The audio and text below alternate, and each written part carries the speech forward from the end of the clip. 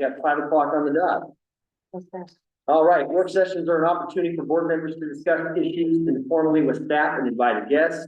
The board encourages members of the public to attend work sessions and listen to the discussion, but there's generally no opportunity for public comment.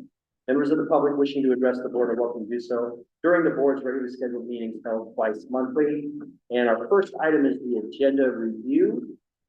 We've got the agenda for this evening. Does anybody have any questions about our agenda this evening, please? Order.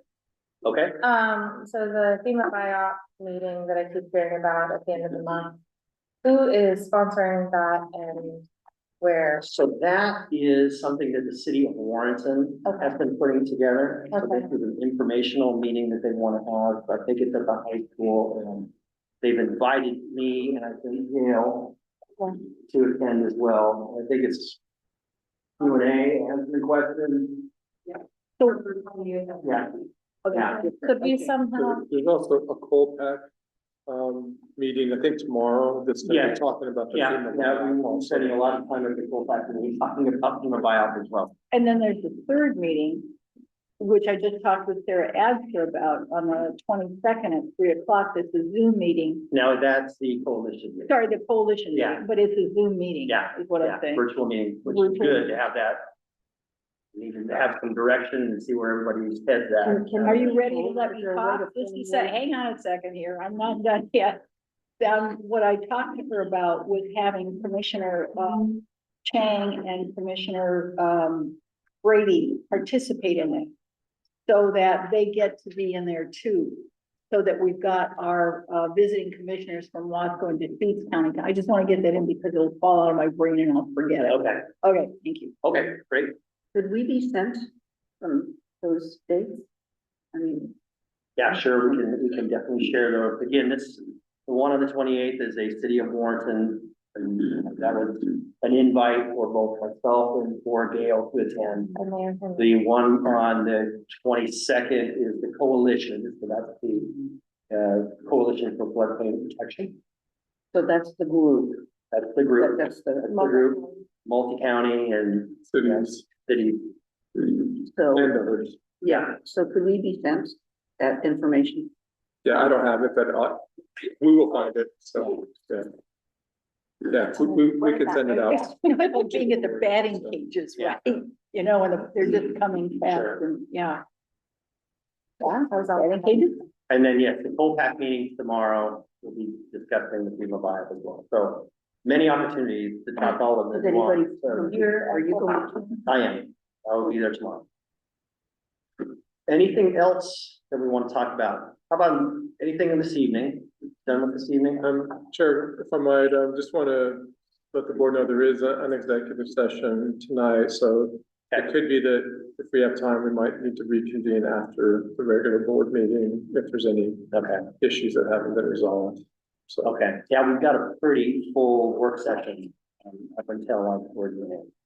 I had a call this afternoon that broke my heart from some people who bought a vacant lot, hoping to build a place on it and use it to get short-term rentals so they could afford to have it, and they thought they had enough time to do it, but now we're gonna have, so I said, send an email about this to all the commissioners so that you will know about it and provide public testimony so you can hear their story too. I said, I thought we had gone so long and so deeply into the conversation that we were pretty much committed to moving ahead, but I wanted them to have a chance to be heard.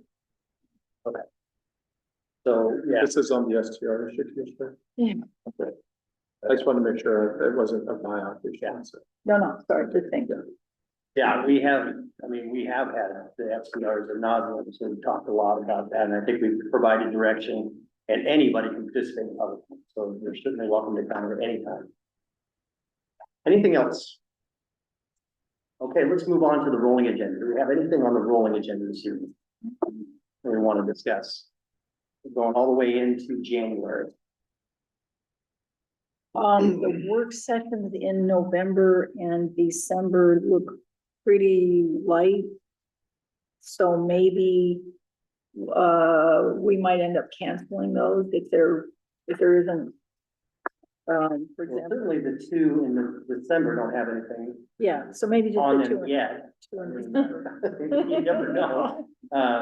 But at this point in time, I don't have anything on, the fourth or the eighteenth. Just, Yeah, okay. yeah, no, definitely No, keep that in mind. Anything else? Just reserve the right to like November meetings if we can. If there's anything for FEMA buy-up we need to carry over, just make sure you have that, you can be nimble and add those in there. Yeah. So I don't wanna, shortcut any discussions or any progress we can make.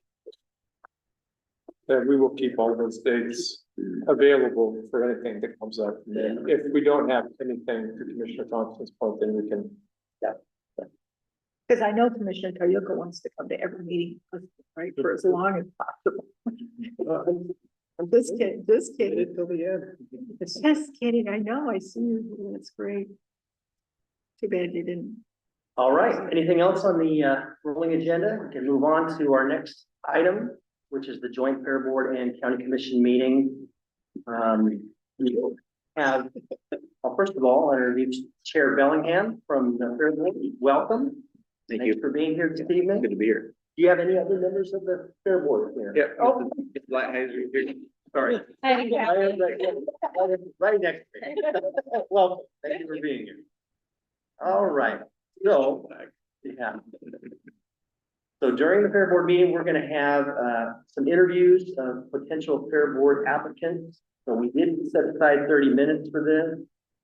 We do have two questions that we're gonna be asking, so have those, do we have those in front of us, or is it just me? It's just you that. Okay. You can. I'll go ahead and answer, I'll ask the question. That's what I'm doing. I will let them answer the question, and then we'll just kind of move on. I'm loopy, since 1 o'clock.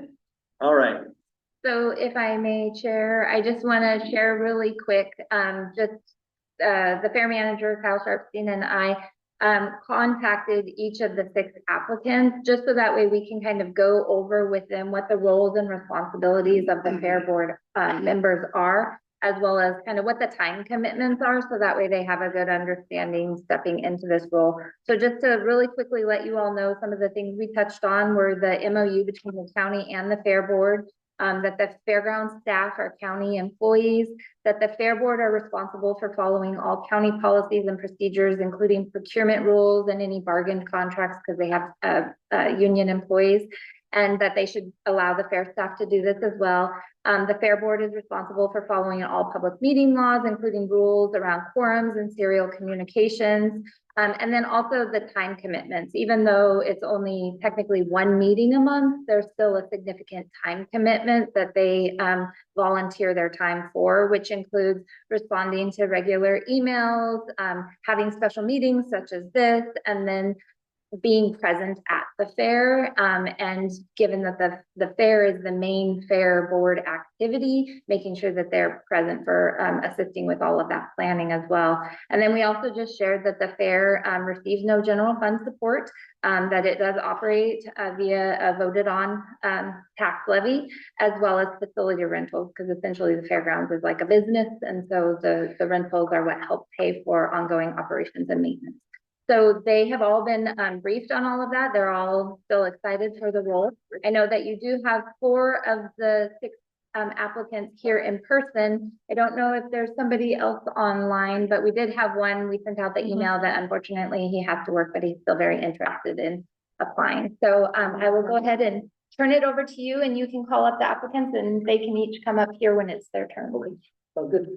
Chair Bellingham, did you want to say anything before we get started, or? No, I don't think so. I mean, I'd like to meet these people and go from there, hear what they have to say.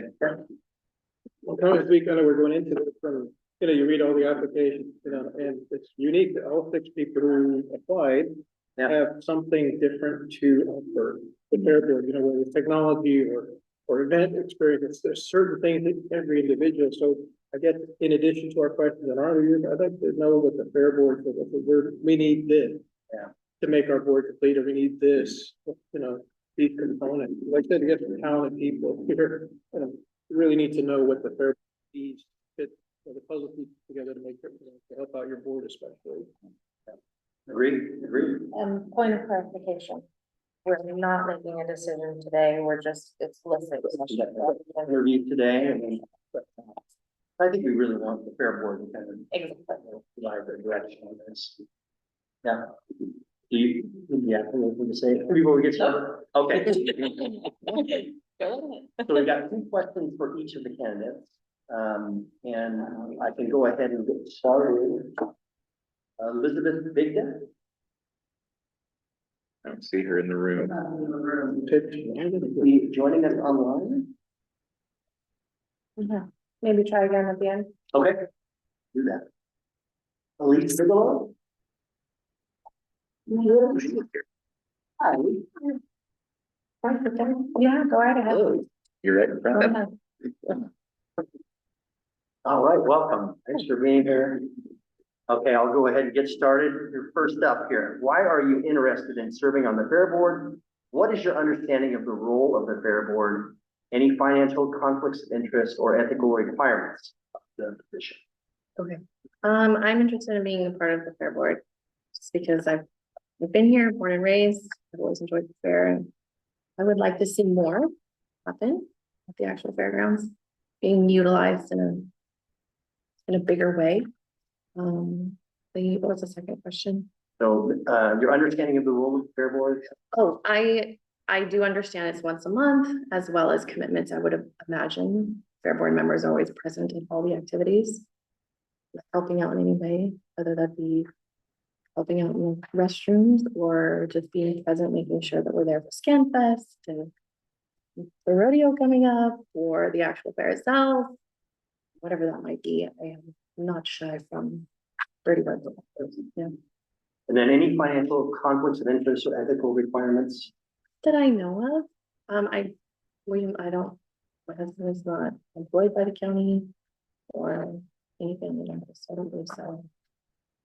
Anything else you'd like to add? No, I appreciate you allowing me to be here, I think it's great. Okay, the second question, I'm sorry, I jumped down. How do you see the fair as well as the fairground facility as an opportunity for economic development? No, it brings the community together. I want the community to be more like, instead of it, where is the fairgrounds, even when people like moved here just for a few years, the fairgrounds are kind of out of the way, right? I want it to be more, we all know where the fairgrounds are because there's always utilizing that beautiful space. Great. That's it. That's it? Okay. Yeah, thank you, Elise. Yeah.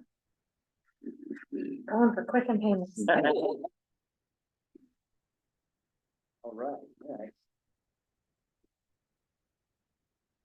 I don't know why I'm trying to look. I can't see everything. With my glasses. And then next is John Cappermain. He's the one that. Okay. And then Joel Homelak. Is it Homelak? Homelak, okay. Sir. Welcome, Joel. My name is Joel Homelak. You sit here. Right. Okay, first question is, why are you interested in serving on the fair board, and what is your understanding of the role of the fair board, financial conflicts of interest, or ethical requirements? I wanted to join the fair board. I knew that there was gonna be a couple openings and I want to get more involved with this type of stuff because I plan on having kids soon. And, I probably plan on joining the school board as well in the future, trying to, if I do have kids. Anyways, besides that, growing up ever since 4th grade, actually before that, because my brother is older than me, 3 years older. So ever since like 1st grade, I was always part of fair. And I always remember like, Jack Ficken and stuff like that, and I always looked up to him, and said, oh, someday I'll be like that. And I always said, someday I'll buy a pig from fair because I raise pigs. And this year we bought a fair from pig, and that was really cool to fulfill that bucket list thing, and I'm pretty like mechanically inclined, and like I have a small farm myself and all that. And so I feel like I could be a lot of help for that facility. And not just that, but I'm very much a part of the community. Like I go to the church out there and I know a lot of people around the area. And if we ever need help with something, or when it comes time for donations, anything like that, I think that there's a lot of people I could talk to, and I think for people to talk to. So people have any questions or concerns or whatever about what the fair board is doing, good hub for that. So those are a couple of the reasons. And then the next question was my duties. I'm willing to make this a higher priority over my hobbies. So, and I currently don't even have any kids, so just a job. So I should have plenty of time, and I understand. I already talked to, sorry, I talked to her on the phone, but her, Yeah. I figured that the duties would be at least that much before I had talked to her, so, and I've already talked to my business partner about penciling out the whole week of fair. So, And then any financial conflicts of interest or ethical requirements? no, sir. And then how do you see the fair as well as the facility as an opportunity for economic development? Economic development, so you don't mean like community development, you mean like making it economic development, like what else is there? No, just, what do you see as a potential benefit of the, A way to make money. yeah, Oh, a way to make money. I mean, Yeah. for one, we could be, in my opinion, there could be some development there. And, one thing I remember is, ever since high school, I could go into stories, but nobody wants to hear my stories. Ever since high school, there's always been a mud bog event there. And my best friend is Rick Sarin, whose dad is big. So like, I definitely be close with people like that. And I would love to see that stuff come back. And I do remember there was, they used to do rallycross down in that field.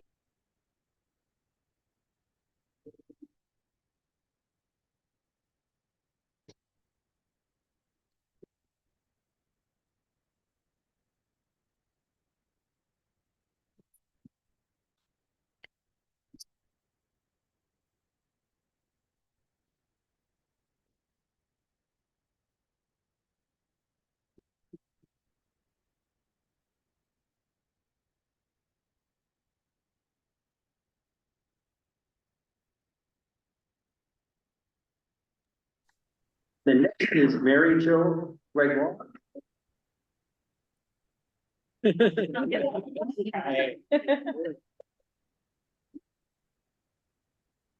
Hi, Welcome, Mary Jo. thank you. So the first question is, why are you interested in serving on the fair board, and what is your understanding of the role of the fair board? Any financial conflicts of interest or ethical requirements? Let's start with the other two, the bottom two Sure. first. No. What is my interest on joining the fair board? Well, my family definitely enjoys going to the fair. My adult daughters don't even live here, but they bring all their friends every year, especially the concert is a big hit. So for me, this seems from a community perspective, it's a good opportunity for me to see if I could provide some value to the organization and to see if what I can do to help improve the fair and continue to improve the fair. I will say our first year here, I think we were in 2021. And just from the experience of going to the fair, I've just seen that improvement over time as well. So that's been interesting to see that evolve and that there's already a focus on continuing to improve that. We go to other events as well on the fairground. So that's I just see a lot of opportunity there. That was why it was on the fair board and the role. And my role on the fair, obviously there's meetings to attend and contributing to that, attending the fair and as a volunteer and probably other volunteer opportunities. And then I would imagine there's working sessions and the opportunity to figure out how to recognize what has been accomplished, what has been done in the past, what do you want to bring back, where are the other opportunities to continue to grow the fair. And I don't know that I know all of the history of the fair, but, or the fair use of the fairgrounds, but, I think one thing would be to look at the opportunity to evaluate what has happened in the past, especially going into your economic development question. Looking through all that, come up with a strategic plan as you build out and a roadmap to continue that growth. Great. How do you see the fair as well as the fairgrounds facility as an opportunity for economic development in Clatsop? Again, I don't know if I have the specifics of what would give it economic development. Again, I would probably have to look through the evaluation of what opportunities have already been discussed and where that might have a positive, return on investment would be one thing I would look at. And then, you know, looking what other counties have done successfully to evolve and, you know, there, to me, it's a copy paste in some areas. You don't always have to invent something brand new. Obviously, you can kind of look and do research on, and maybe, you know, volunteering to take on some of that research to see what other counties have done successfully. Might have to go visit a whole bunch of fairs during the summer. Well, that's great. Well, thank you very much. Randy. Nice to meet you guys. And next is Bruce Smith. Pronounce that right? Unless I'm gonna spell my name and say Jones. I'm not a joiner. I'm nervous, but when Kyle mentioned there was an opening, it resonated. I've been involved with the fair for clear back when it was at the old place down here. I mean, that's the question, yeah. Well, sorry.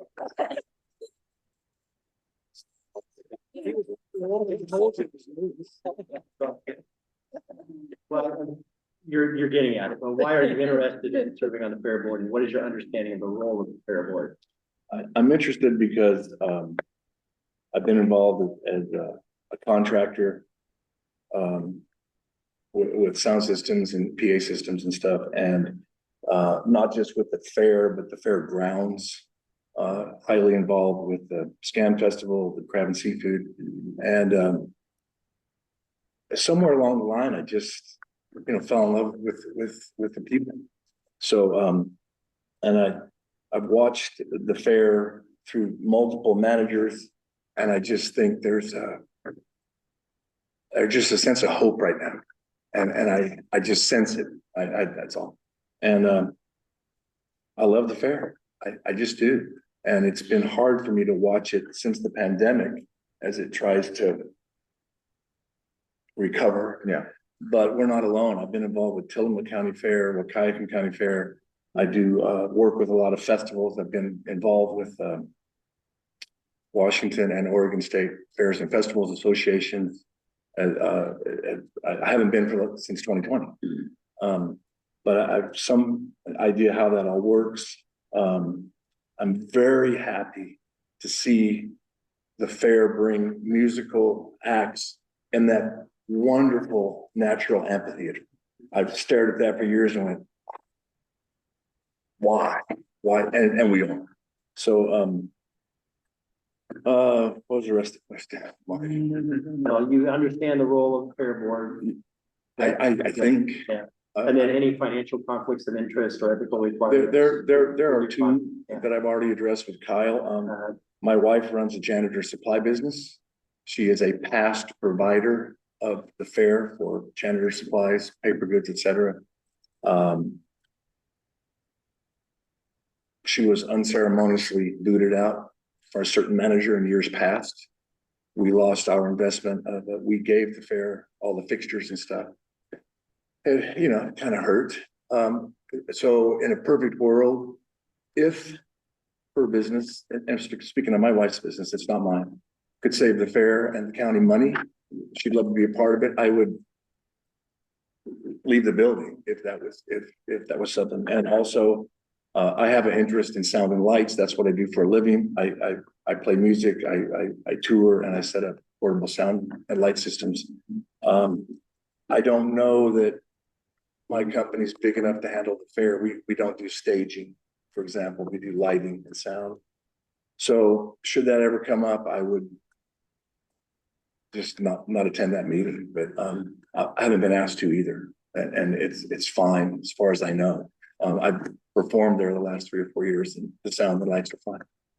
So those are two potential conflicts, but they're certainly not right now. But yeah, I appreciate your story. yeah, it is what it is. Yep. And then how do you see the fair as well as the fairgrounds facility as an opportunity for economic development in Clatsop County? My answers are all about music. I love that there's been some concerts there. I've attended some of those, and from the Scandinavian Festival, the ABBA stuff, the the Fleetwood Mac tributes. I like the idea that that facility is being used in creative ways, just not, you know, a little bit outside the box. So I don't know. I guess I'm really open-minded to how to do that. And I think Kyle has kind of got a ball rolling in a direction that I really like. So that's, other than that, I don't really know. I don't know the inner workings of the fair. I like the fair. I like the fairgrounds, and my business takes me to those grounds all throughout the year. And there was a blues festival that was there for 2 years that didn't come back prior to 2020. So there's, you know, maybe I can try to bring some things like that. Maybe, I don't know. So That's great. Yeah, yeah, thank you, Bruce. okay. You did good. We went through those pretty fast. I wanted to, just that, Sharon, would you like to ask a question?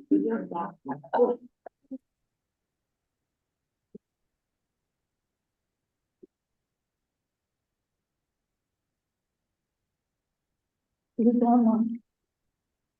Think that's John, no. Is it John? John Cattermain? Yep, this is John. I'm on the phone. I got away from work. Hey, welcome, John. John, I have a couple questions for you, and you've Sure. got the county commission here, and we've got the fair board as well. Why are you interested in serving on the fair board, and what is your understanding of the role of the fair board? You know, I'll address the first part. My role of understanding what the fair board does is the fair board actually enforces the rules of the organization, making sure that the fiscal responsibilities are met, making sure that things are booked, you know, helping supporting Kyle, the fair manager, as well as supporting the entire fairgrounds in any way possible. That's to our duties as a a member of the fair board. My interest is I've done a lot of fairs in my time. I used to own a company that exhibited in fairs. We did anywhere between 50 and 75 fairs a year around California and Nevada. And so, I mean, I've been intrigued. I've seen the good and I've seen the bad and I've seen the ugly. And I think that, what I've seen so far since Kyle came on, I really like what's going on there. And I want to be part of that in the future. Great. Any financial conflicts of interest or ethical requirements for the position? None whatsoever. Just a fair goer who loves fairs. All right. How do you see the fair as well as the fairgrounds facility as an opportunity for economic development in Clatsop County? I think the fairgrounds is an important part of the community, and I think that the more we engage the entire community in different ways, like we have so far with the Crab Festival, Scandinavian Festival, the rodeo coming, the fair, the 4-H. I think that's very important to have a very big part of the entire community, and I think outreach in the community should be very, very important to the fair and to the economic development of the fair in the whole county. I think we can add a lot to the whole county. Yeah, thank you, John. Pardon me? Yeah, great. Thank you very much. Oh, Chair, I appreciate the opportunity. Yeah, thank you. Would you like to ask some questions? And I know we have to kind of stay consistent with everybody being able to answer the question, but Yeah, I've just got one, just to kind of see where everybody's at. everybody I leaves. think, No. Bruce just left. Oh, Bruce. Yeah, I hate to ask a question, not give him the opportunity to give me an answer. That's fine. I have a question for the fair board, and it's mainly just something that I want you guys to think about. You don't have to answer today, but what do you guys need? And maybe have that, discussion at your next fair board meeting when you decide on your recommendations that you're going to be sending to us. I just, everybody here has something to offer, which is very, I don't want to say the word rare, but it's, rare to have such a robust, selection of people to choose from who Yeah. have so much to offer. And so I think it's you guys going home and trying to figure out what do you need. Can I piggyback on that? Because to your point, Commissioner Toyoko, when you said what's missing or what would make a difference if it were there in the skill set. And I was listening, you've got all these wonderful volunteers, which speaks well of you, speaks well of the manager. You know, is there any way you can have some kind of a subcommittee or two that you establish so that they operate under the auspices of the Fair Board, but you make use of the special talents that some people have, so you put some people on the board and then you establish a subcommittee? Because we committee ladies, we like those subcommittees because then you can get people involved. It's a feeder system for the board when vacancies occur. And in the meantime, they get to contribute and you get the benefit of their skill Yeah. and interest. Very good point. Great. We like committees.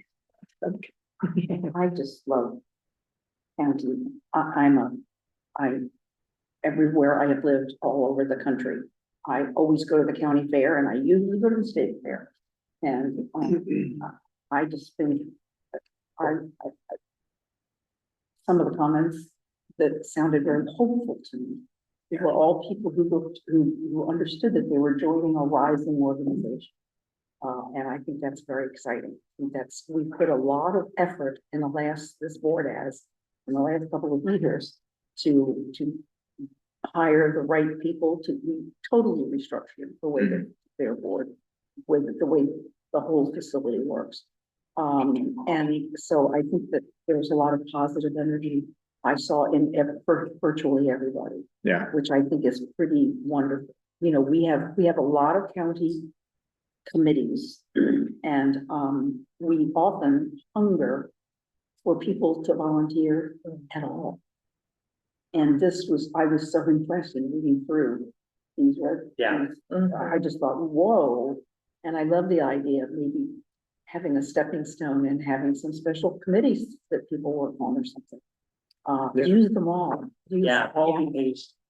Now, this is a very difficult decision. Yeah, it really is. I mean, these are all strong candidates.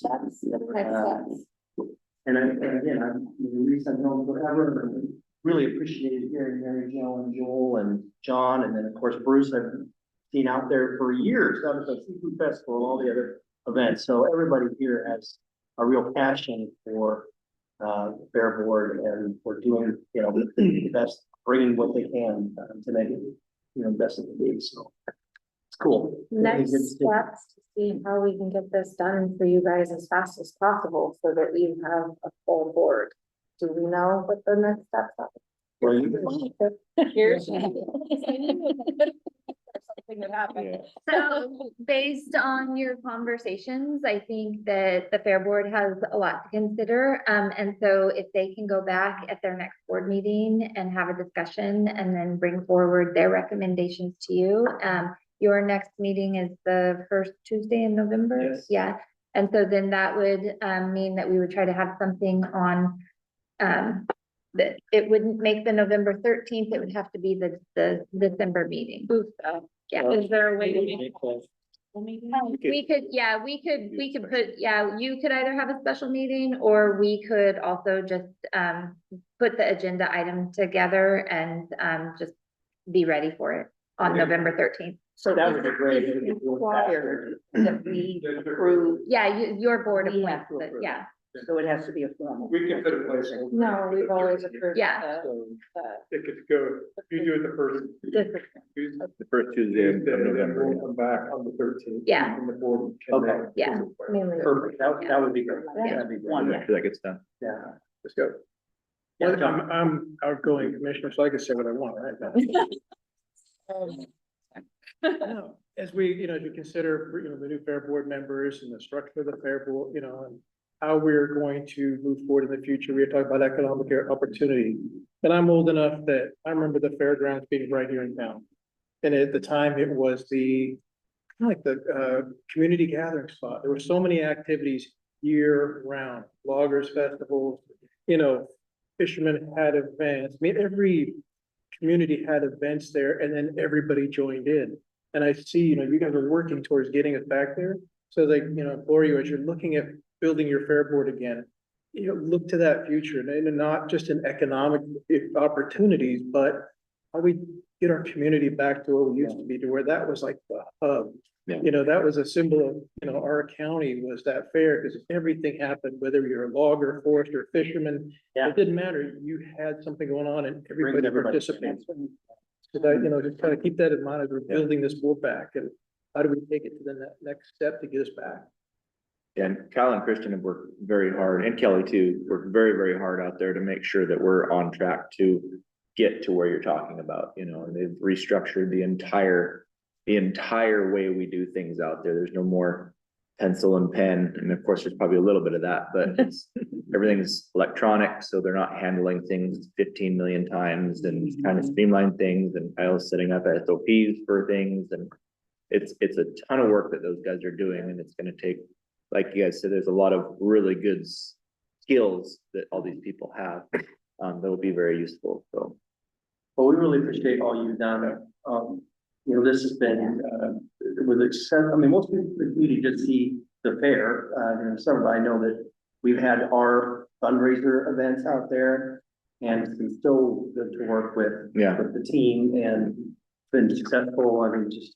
It's pretty amazing what goes on year round, not just at fair. But year round, and Especially COVID. Yeah. I think COVID was really hard. Yeah. And I think that the fair has come. Yeah. And your board. You guys have done a great has job. really Yeah. recovered very well.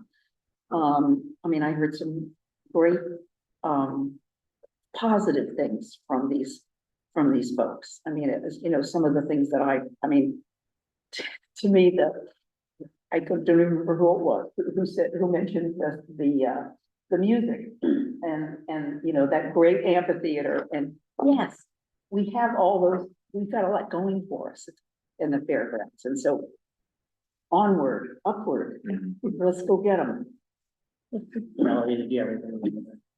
No, I just want to say thank you guys very much, because that is kind of a daunting thing to do, so thank you. Well, you have the board support. Very good. So far, so good. Okay. All right, well, thank you very much. Thank you. I was just saying.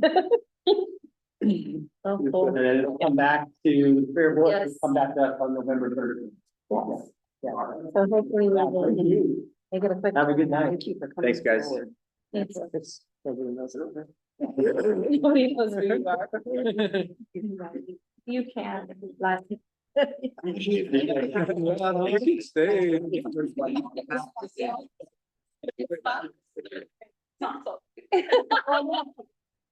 You don't want to see guys.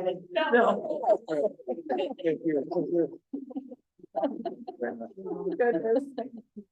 Thank you.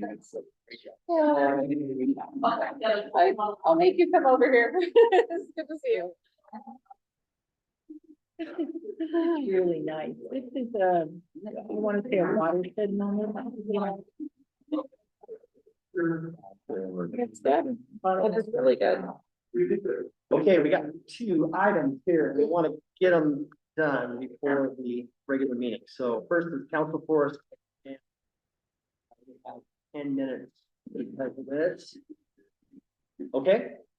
You want me to start? Yeah.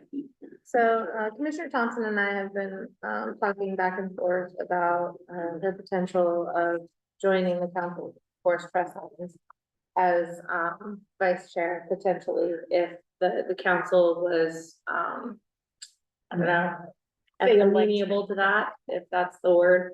And so I basically, what I wanted to do was bring it to our table and have us discuss it, the pros and the cons, mainly just because we're a team.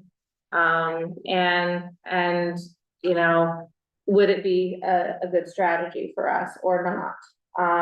Because a lot of what I see is needed is strategy in these conversations. And so I will start with my personal thoughts, and then if that's okay with you, and then open it up for the table. and we can discuss it if that works. Yeah. So on the strategy side, I do see value. It potentially could have value as a strategic opportunity to bring more of Clatsop County to the table. But on the other side of the conversation, there's also, do we have the capacity to layer commissioners and liaison appointments? We are all, I mean, we've discussed in the past many times how spread thin we are, and that it is a volunteer position. And so, and I mean, that came up at our last meeting even. And so I'm definitely split, but I'm falling to the side of, not wanting to stretch Commissioner Thompson thin or thinner. I mean, I'll be honest, not wanting to spread her thinner because she's already on DLCD.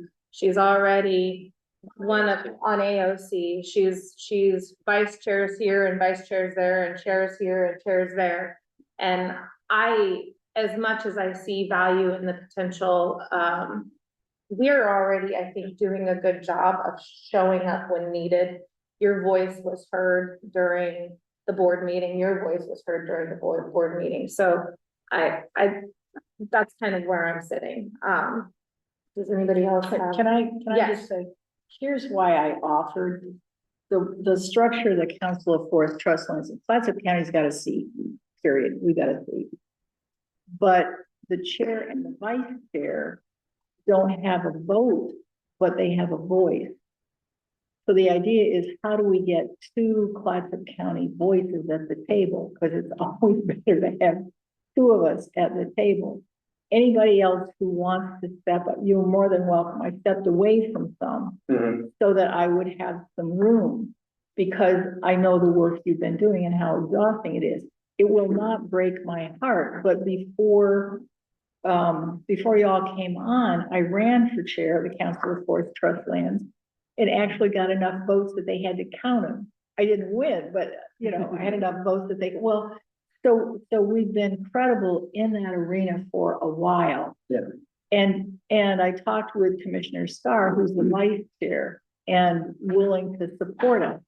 What I'm looking for is, how do we get somebody who's known and who's got a chance of getting in there, so that we have two voices at the table. It won't break my heart at all if you tell me no, but if it would help the team, I could look to shed something else, because I see this as so important. I'm not going to shed LCDC, but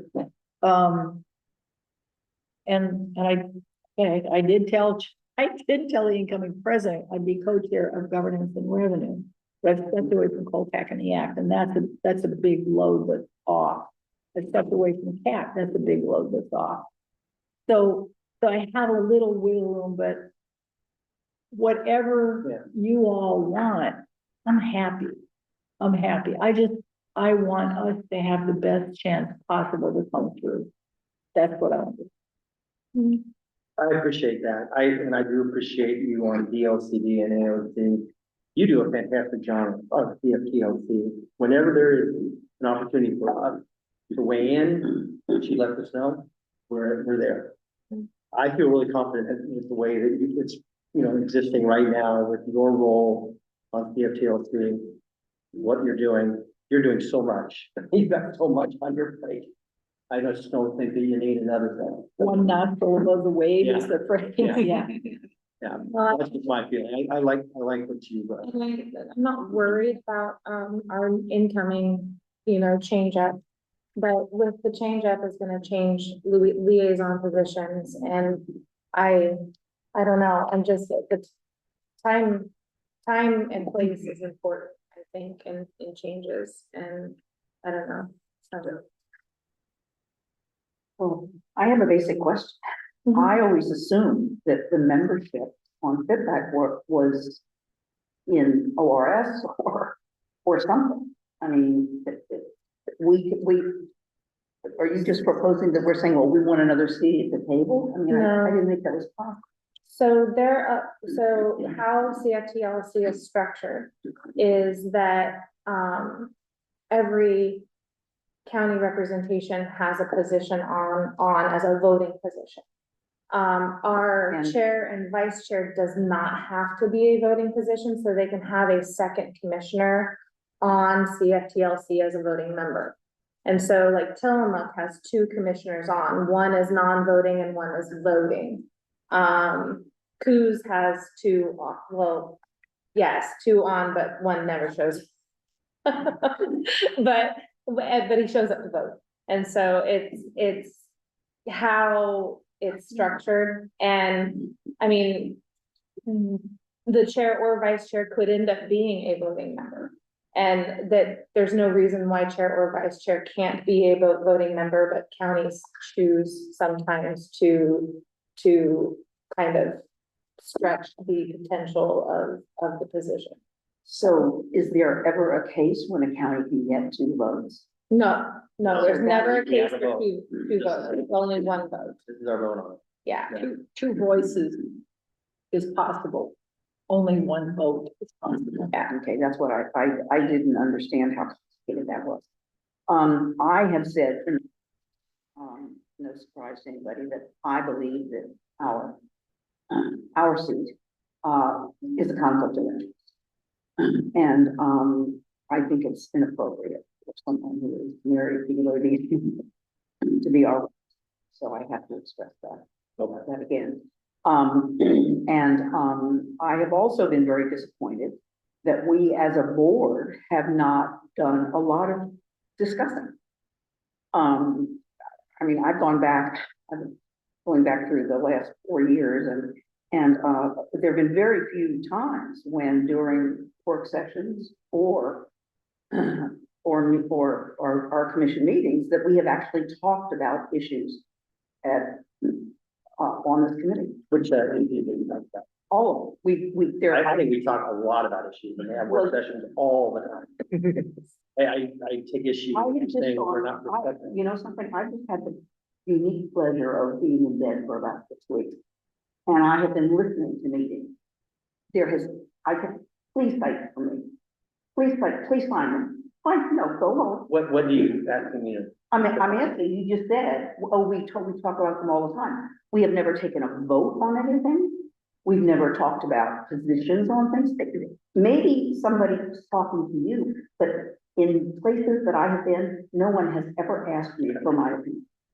Either publicly but to So me, this we're board. talking about this CFTLC. And so this is a discussion about whether we want to change who we have representing something. I think we're very well served. And this wouldn't be changing somebody, but it'd actually be adding somebody as a non-voting member. Could I just clarify? Yeah. Please?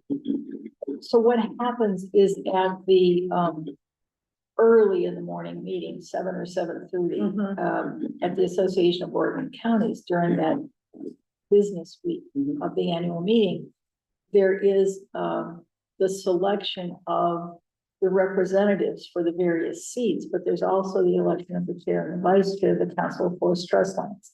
And anybody who gets a nomination from one of the trust land counties can run to be chair or vice chair. And so, you know, I was being myself and saying, do you need me to help? Yeah, So, which you often, Well, volunteer and you know, we do appreciate your. I always appreciate how much willingness that you have, and I think that the discussion that just circles back to capacity and value. did my husband call you? Probably was talking in my ear right now too. Anything you wanted to add there, John? You know, the only thing I thought of in this whole discussion, when it came up with like any committee or any time there's a committee, board member that's representing on any kind of board or trust or anything, having two members there is always, I think, a risky, because you always want one voice. And if the other person is there to represent, it's wonderful, but if you diminish your voice, you diminish your stand. You know, if people pick up, if you're not in total sync, then it distracts from what you're trying to do as a county, I think, or as an organization. So there's a lot of, risk with having two members that unnecessarily, you kind of want to keep that one voice, and if we discuss something here, that person takes that one message forward and not any kind of dilution. And we still have the opportunity to weigh in when there is. But that, not any, just this one particular. I agree. We've got 10 minutes, so let's go ahead and jump into the TLT and jail operations discussion. Change the order to the executive session now, and I Do don't. we have enough time? We have enough time for the executive session, but I don't think we have enough time to talk about transient lodging. That's as quickly as I can speak. I don't think, Okay, and the sheriff's gonna join me, so I think this can take longer than. 10 okay, minutes. we'll go ahead We and could do that after we'll put that out. the regular meeting.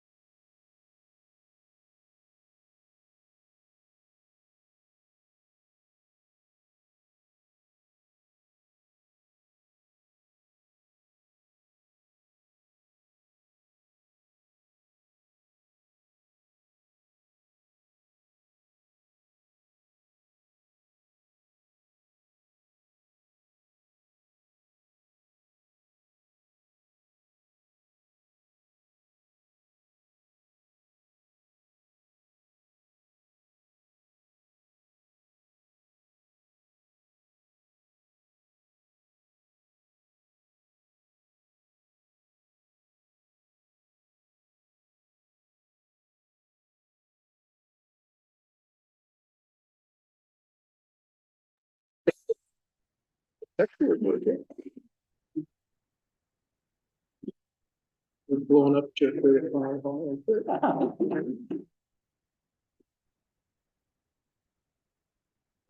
Okay. The Clatsop County Board of Commissioners will now meet in executive session. The executive session is held pursuant to ORS 192.662E to conduct deliberations with persons designated by the governing body to negotiate real property transactions. Representatives of the news media and designated persons shall be allowed to attend the executive session. All members of the audience are asked to leave the room. That has been completed. Representatives of the news media are specifically directed not to report on any of the deliberations during the executive session, except to state the general subject of the session as previously announced. No decision may be made in an executive session. At the end of the executive session, the Board of Commissioners will adjourn the executive session. There we go. Do we want to note for the record that the chair has stepped away because of a conflict? Yes, so Chair has stepped away due to potential conflict of interest. All right. The Board of Commissioners as the governing body of Clatsop County, all county service districts for which this body so acts, and as the Clatsop County Local Contract Review Board is now meeting in regular session. All rise for the Pledge of Allegiance. I pledge allegiance to the flag of the United States of America and to the republic for which it stands, one nation, under God, indivisible, with liberty and justice for all. All right, I want to welcome everybody here this evening. Clerk of the Board, can we have a roll call? Here. Here. Here? I'm here. All right, thank you, Clerk of the Board. We're at full strength tonight. Everybody's here. This is great. We had an opportunity to review the agenda during our work session. We have a motion. I move to approve. Moved and seconded to approve the agenda. All those in favor signify with an aye. Aye. All those opposed? Okay, motion carries. Quick, are we amending it for, adding that Sorry. Session. TLT line? Do we have to do anything with? No, Chair, we're just gonna the actual formal agenda doesn't need to be amended. We're just gonna revisit the last Noting that work we session item. So, didn't get to all the items on our work session. We will carry that over. And next is business from the public. This is an opportunity for anyone to give a 2-minute presentation about any item on the agenda, except for public hearings or any topic of county concern that is not on the agenda. Clerk of the board, are there any members of the public signed up to speak remotely? No, there are not.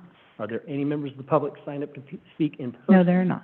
All right, we'll go ahead and close business for the public and move on to the consent calendar. Any comments, questions?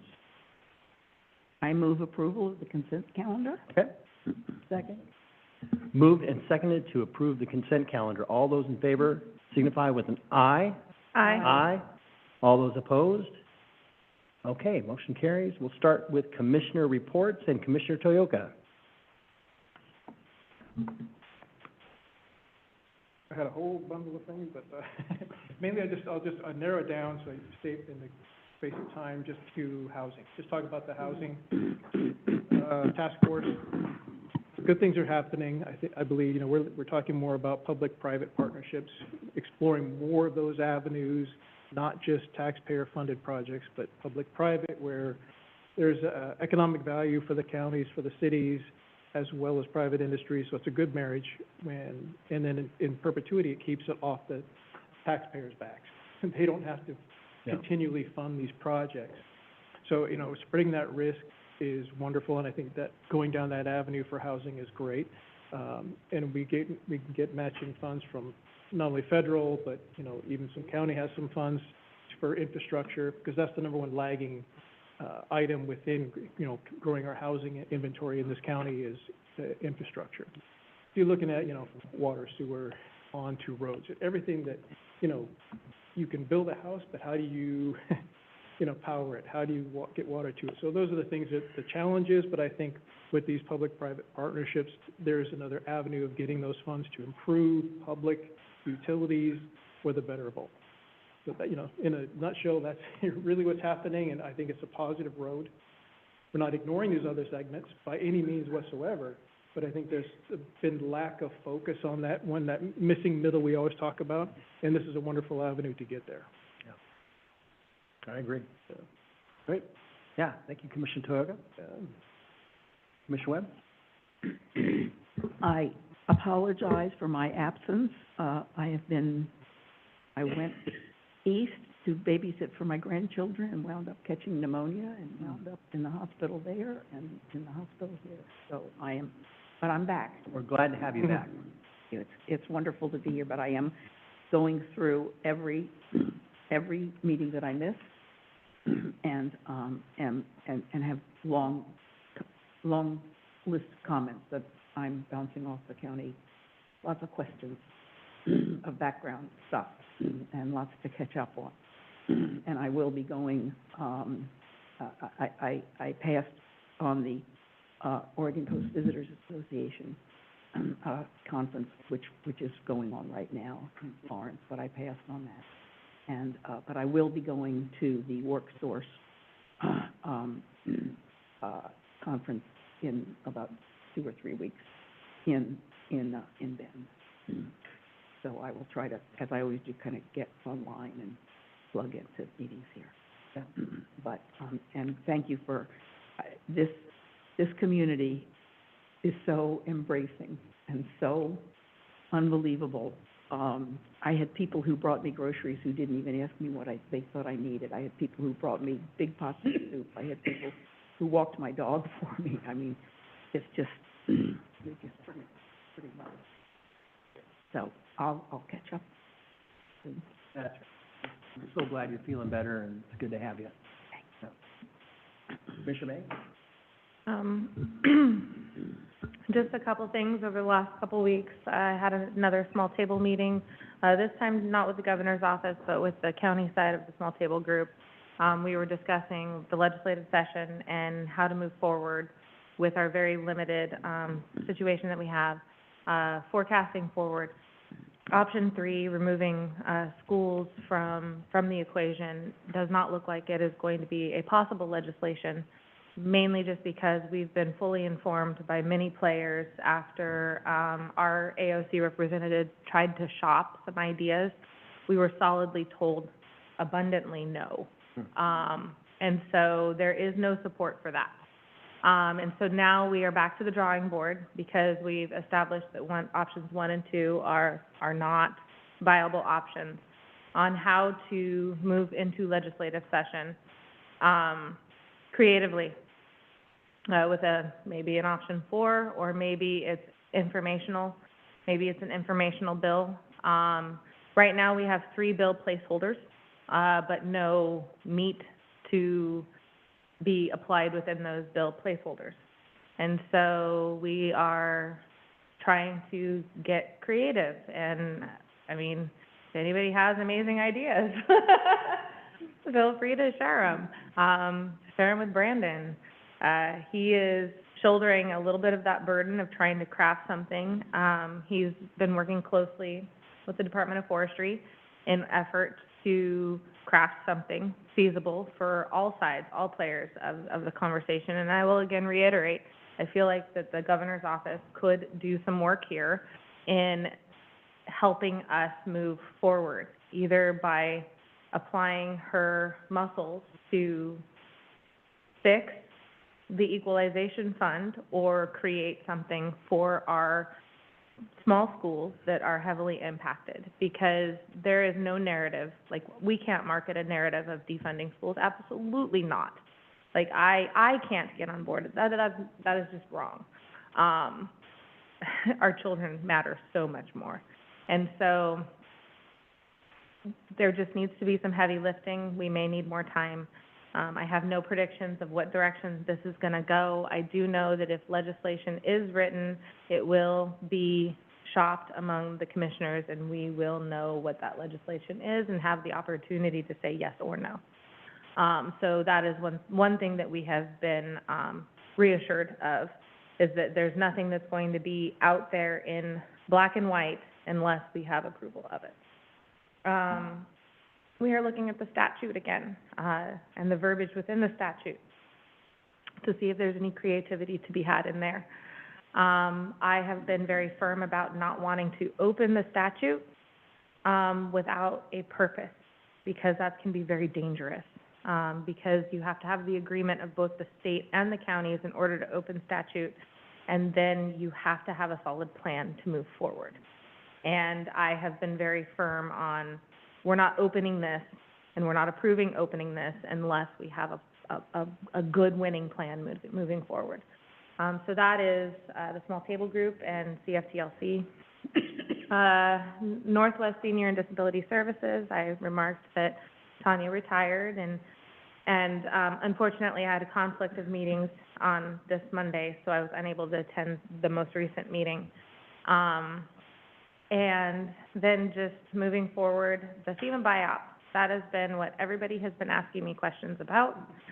And so it would be actually awesome if we could somehow do some sort of, these are your opportunities for a listening session to our general constituents, and also to our smaller boards like the Fair Board. That was a conversation at our most recent Fair Board meeting, was the FEMA buyout and what that potentially could impact that property.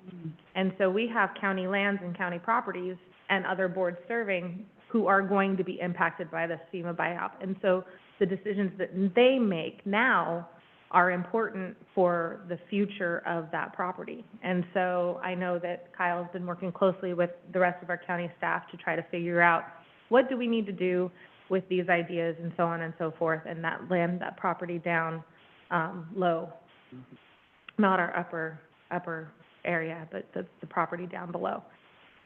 So yeah, the FEMA buyout, if we could figure out a way to market for the coalition, for the listening session, I don't know. I think that it would be really behoove us to put a little bit of county voice behind maybe the Warrenton listening session, where you're invited and Gail is invited, to advertise that a little bit more to not just our Warrentonians, is it Warrentonians? I don't know, our Warrentonians, but all of our rural community, our rural county, I feel like that everyone should have the benefit of, and the opportunity to listen. And if we can stream that, if it's not already planned to be streamed, if we could possibly offer to stream that situation, that would be great. Other than that, had a childcare meeting and we talked about our distributions, we talked about our future, the future of, I love our grant program. I'm just gonna say it. I am so proud of us. I am so stinking proud of us that it was created. Thank you for the ARPA funding, and it is sustaining, and it is growing, and it is maturing, and we are helping facilities out. There's job retention, there's less turnover, there's slots available. I think there's slots available in almost every age group at this point. There would have to be an actual official study, but I do know that there are slots available in preschool, twos on up, and so just in the community. And so that is amazing for us. That tells me that we're gonna have job retention in other areas just for that mere fact. And our new leadership, our new grant manager, she's amazing. And we did have a liaison between our grant program and ESD that has since moved on to a different job. So there will be a job opening within ESD that will also be a placeholder for a liaison position for our grant program. And it is Clatsop County focused. We are not spreading ourselves to the tri-counties. We are staying Clatsop County focused. So, and I love that about this group. So that's just the news for childcare, and done. No, congratulations with the childcare. That's, it's so great to see that program where.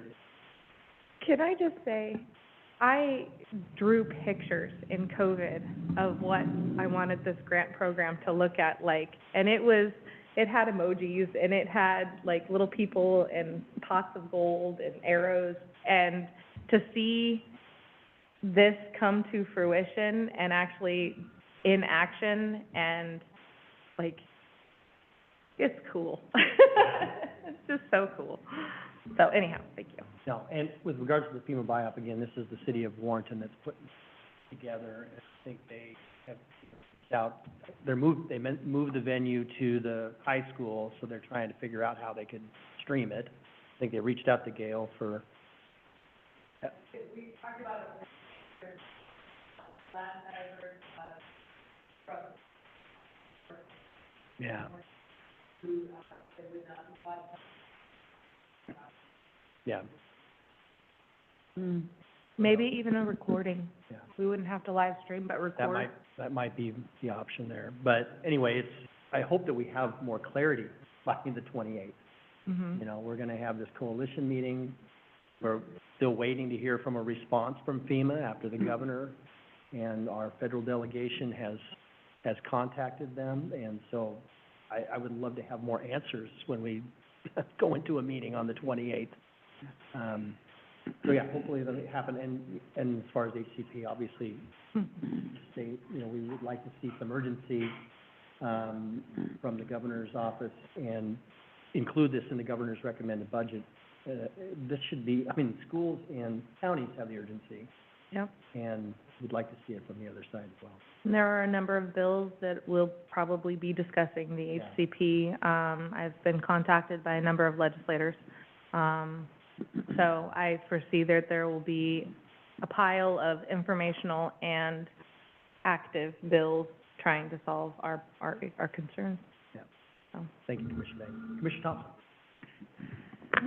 This is a pretty impressive set of reports, you know, we've got housing going, we've got workforce going, we've got, childcare going, we've got, it's really nice. Going on. Yeah, it's really nice to be at this end of the report cycle right now, because, I've been standing out in the fields of Central Oregon, not getting heat stroke, but getting real hot. I learned more about planting carrots than you would ever imagine. And I have carrot seeds in case anybody wants to plant some carrots. Because as you know, I've been, well done, colleagues, well done, everybody. I've been working on LCDC. I've chaired the Rules Advisory Committee on cultural areas and landscapes. And we're getting down to the rules, looking at how do we integrate differing cultures. Because you have a culture that is mobile and doesn't hold possession in the same way, but holds sacred artifacts, their ancestors, cultural practices, and the natural world, with a different culture that talks about ownership and plot lines and looking at having conversations. And that, I think, is the strength of LCDC, is that it promotes constructive conversations. I've been doing my part to talk about rural Oregon. There are 7 commissioners. 2 of them are from Portland.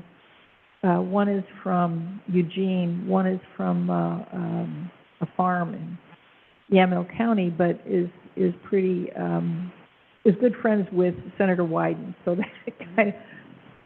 that's a 4 block. But then there are 3 of us who are either current or former elected officials from rural Oregon. So we're looking at how do we have that urban-rural conversation when we're talking about managing change. Because when you change, you lose. Somebody told me that a long time ago, and I thought, well, that's a really negative way to look at it. But, well, you give up something to get something.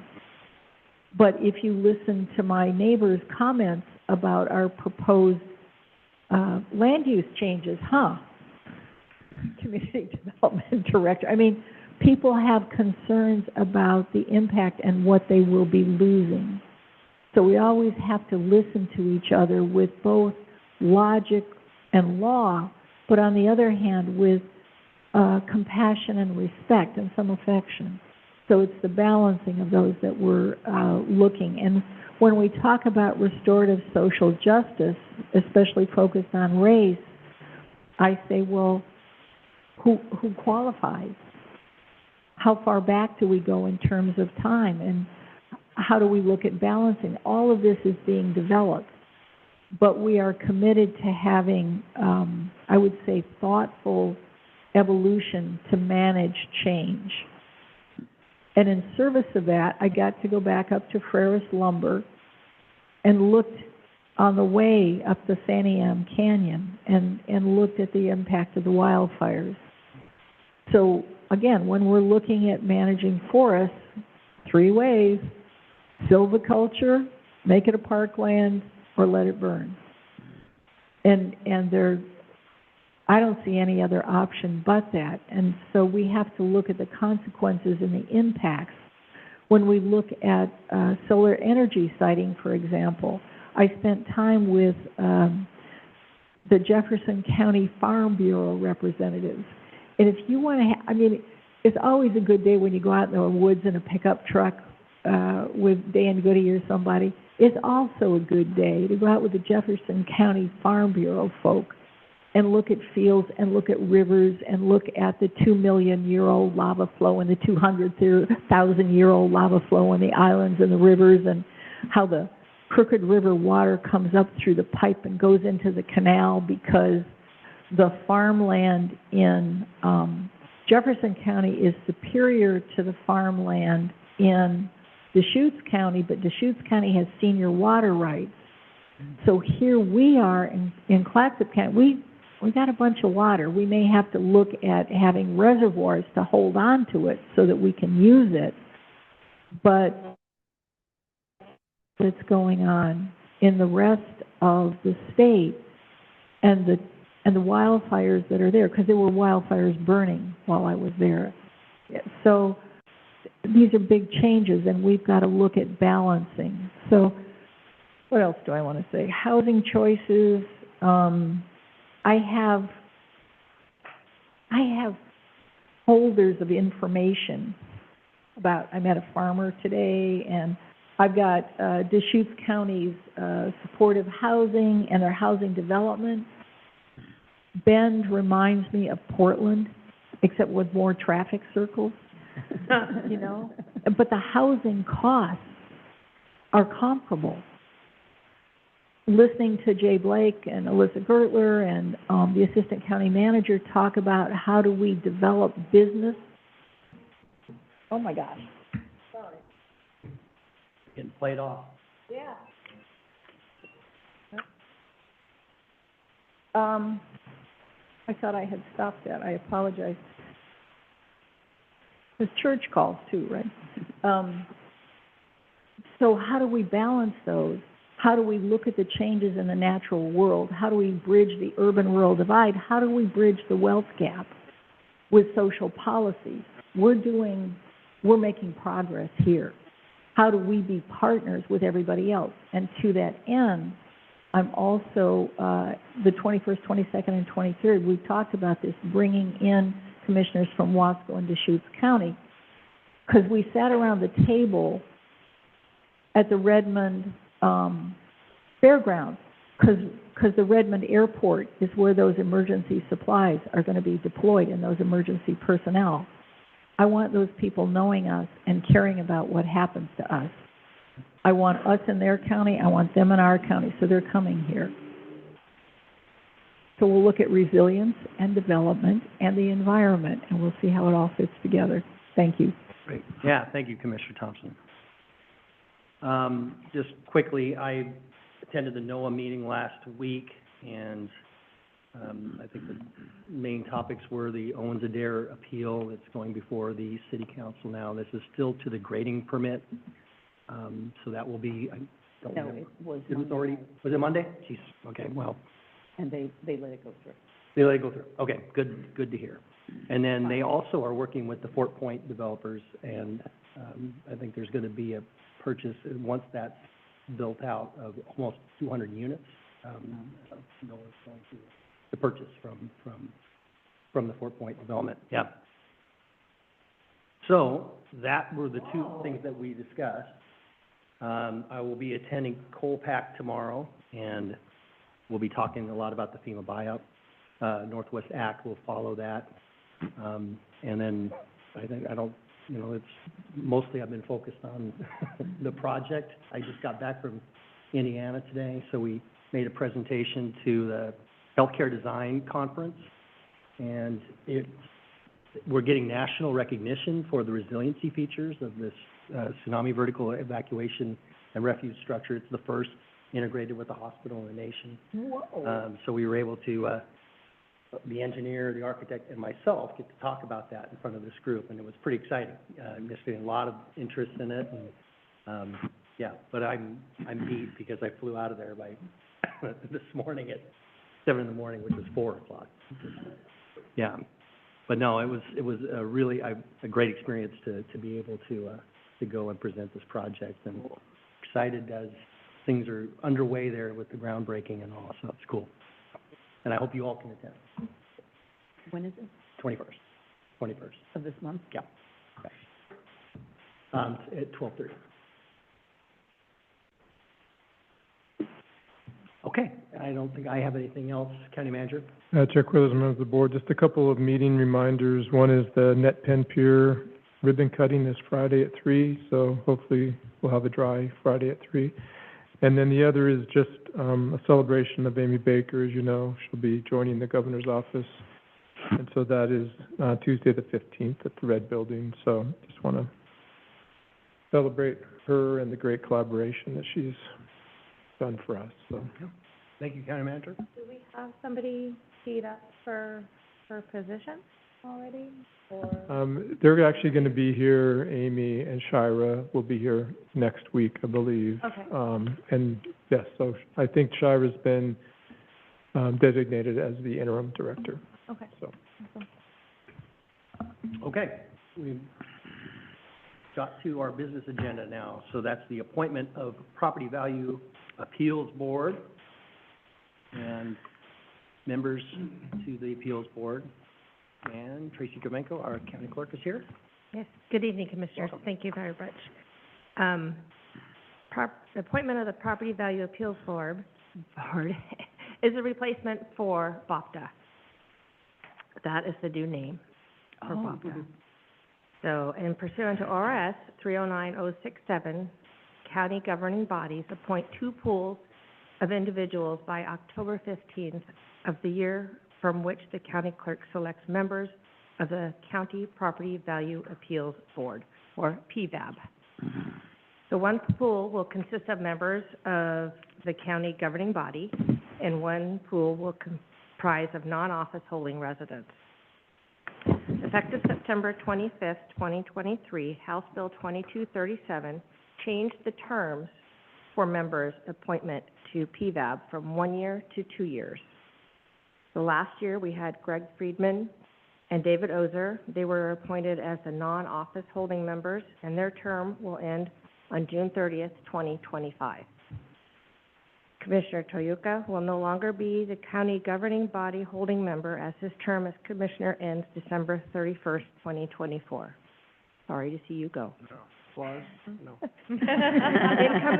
Incoming Commissioner Wakua will be the county governing body board member if so approved today. The term for Commissioner Wakua shall begin on the date of appointment and shall end on June 30th, 2026. I'm asking you to approve him to be the county governing body position on the PVAB. Great. Well, thank you very much, Tracy. And yeah, Commissioner Toyooka, you have done this for how many? 4 years. 4 years. And I'll tell you, there's the training required every other year, but our county staff has more information, more training, more knowledge than any of that stuff I've received outside. We have some great, wonderful resident knowledge here. And it was actually it was actually very easy to be on that board because the members too, you look at the people who were on there, especially like Greg Friedman, David Osher, very knowledgeable men that and our staff, just all the reports were thorough, and just any question you had, it was just so simple to get, here's the code, here's the layers. They laid everything out so well. So yeah, our staff did more for me training wise than any online or any state training could ever accomplish. Yeah. So that's great. We really appreciate your efforts there over the last 4 years. Thank you for representing the commission. You gotta suffer through a few more months. I did speak with Commissioner-elect Wakua, and I kind of gave him the background of what this board does, and he's interested and excited to be appointed, so. Yep. Okay, any motion? Yeah, any other discussion? Are we ready for a motion? Okay. I move to approve the appointment of Commissioner-elect or Commissioner? Wakua, yeah. Commissioner-elect or Commissioner? Commissioner-elect. Okay, Commissioner-elect Wakua as the office holding board member of the Property Value Appeals Board for the 24-25 and 25-26 fiscal years. Second. Okay. I'll let you make that Moved motion. and seconded to approve the appointment of Commissioner Wakua as the Commissioner-elect Wakua as office holding board member of the Property Value Board, or Appeals Board for the 2024, 2025, and 25-26 fiscal years. All those in favor signify with an aye. Aye. Aye. All those opposed? Okay. Thank you very much, Tracy. Thank you. Okay, going back to our work session, we have the transient lodging tax. Uh-oh. Oh, okay. Oh, we'll go ahead, since we have concluded our regular business, we'll go ahead and adjourn our regular meeting. Go back to our item that was on the work session, which is the transient lodging tax and jail operations discussion. And feel free to leave. If you do not want to stay, you certainly can leave. Oh, we gotta, yeah. Poor Andrew doesn't have a, no table. No seat at the table. No seat at the table. All right, County Manager? Chair Coelho, members of the board, we'll just do it this way if that is okay, since we don't have to move any of the equipment. We have a presentation that, Andy, our finance director, helped with, and the sheriff as well, and the sheriff will comment about some of the jail, aspects. But I thought it might be helpful if I go back a little bit and talk about, local government taxation, because there's a story to why we are where we are and why, Clatsop County is going to have to approach local financing a little bit differently, than we have in the past. And so I just want to kind of explain the story without getting into a lot of detail. And if the board's interested in more detail, that's certainly something that we can schedule some additional time on. But if you remember pre-ballot measure 5, which would be before July of 1992, which I was actually working in a county in Oregon at that I time. think I was in grade school. There was one value on property, and there was levies, and those levies could typically increase by 6% every year constitutionally, and you could increase it beyond that, but it would require a vote of the public typically. That was a time when Navy growth was growing a lot of development in a lot of places, and so that's part of what the pressure was to try to limit taxation, property taxes, and so you saw ballot measure 5, and that was July 1st of 1992. And that made some pretty significant changes. It converted levies to a permanent tax rate. It also set government and school limits. So it was that limit of $5 for schools and $10 for government, and that excluded bonds, but all of the operating expenses. So then in 1997, Measure 50 came into play also. And the goal of Measure 50 was to reduce property taxes in 1997-98 and to limit future growth. And so how they did that was three things. They continued the levy-based rate, and they created permanent limitations on that rate. So everybody got a permanent rate, and that rate does not change. The second thing they did is they reduced the value on which property is taxed. And so you have this maximum assessed value, MAV, and at the time it was set at 90% of the 1995-96 real market value. And then they also said we're going to limit the growth of that MAV to 3% per year. So the rates were set, they cannot change, and then there was caps on the MAV. So what happened, what that really meant is that the only way to really grow your local revenue beyond the 3% is by new development. And so from the 1960s through the 1980s, the average statewide annual growth for taxes imposed at the local level was between 8 and 9% per year. After ballot measure 50, or measure 50, it declined to about half of that amount. And so the reason why that's important to know is that property taxes is the single largest component of our discretionary spending. And so, and over time, as we've gone through economic downturns and high inflation times, that erodes even the 3% and the AV growth. There's just not a way to really keep up with the services and service levels that communities need. Our county tax rate, our permanent tax rate is $1.5338. I could round up, but it's $1.5338, which is the 11th lowest out of the 36 counties. The average of other counties is $2.81. And the county that is right at the average would be Lincoln County. Clatsop County has the 14th. We are 14th in overall assessed value.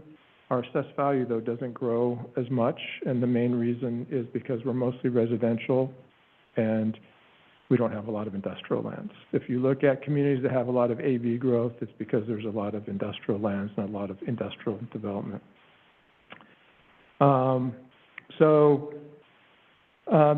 These are some of the factors that make it very difficult to keep up with inflation and with service demands. Another unique factor for Clatsop County is that we have, and you know, this is a good thing, but it comes with this challenge. We have a tourism economy, and as much as that provides a lot of benefit, a lot of jobs, a lot of economic development opportunities, it also provides challenges on services and service levels. So as we move forward, and we have talked about this a lot, is that to create the community that we need to for the residents and for the visitors, which is a safe, sustainable, healthy community, we're going to have to figure out how to fund the impacts of tourism. And so we have discussed, we had Eco Northwest do a study. They quantified what some of that impact is, and what they found is the same thing I think that the Sheriff's Office found out back in 2018, which is about a third of the public safety contacts, and that includes, you know, fire also, are from visitors, non-residents.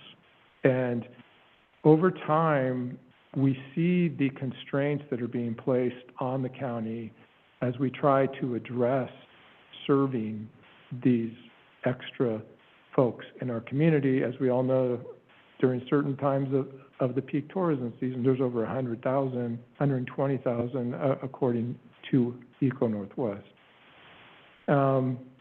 So your board discussed some strategies. We developed a legislative concept.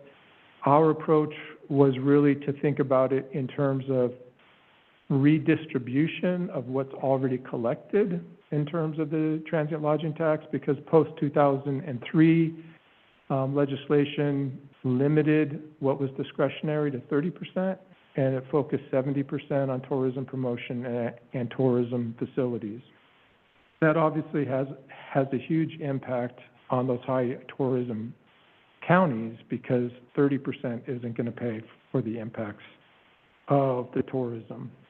So we came up with a strategy that was really looking at the four most highly impacted counties, which happen to be all coastal counties. That's still in the mix, but LOC has subsequently also identified this as an LOC issue, and so they've coming up with their own legislative concept. We don't know what the details of that are at this point, but they're going to try to get a statewide solution to this problem. And I don't know what that's going to mean exactly, but I guess we will find out during the legislative session. As part of us discussing this more broadly, we did reach out to various folks that are Orla members. We've reached out through our state lobbyists with Orla lobbyists and other interests, and I know that Commissioner Toyoka has also talked to some of those interests. And as much as, you know, we thought redistribution would be more favorable than actually increasing the rate, it turns out that in many people's mind and many Orla members' mind, and Orla, they'd rather see the rate change than the distribution methodology. And so given the fact that we can't really wait for solutions that may or may not come, because every year that we wait for a solution to come is a year that we're going to fall a little bit further behind. The sheriff and I discussed the opportunity to revisit the assumptions that took place back in 2018 and to look at the jail and see if the assumptions on the jail still stand and what those impacts are for the county. So now I'm going to go to the presentation real quick, and then I'll let the sheriff, sorry, Sheriff, I'm talking so much. I wasn't, okay, I'll go. take me a minute here. So just a little bit, I've said some of this, but, in 1990, 91 is when the county created the transient room tax.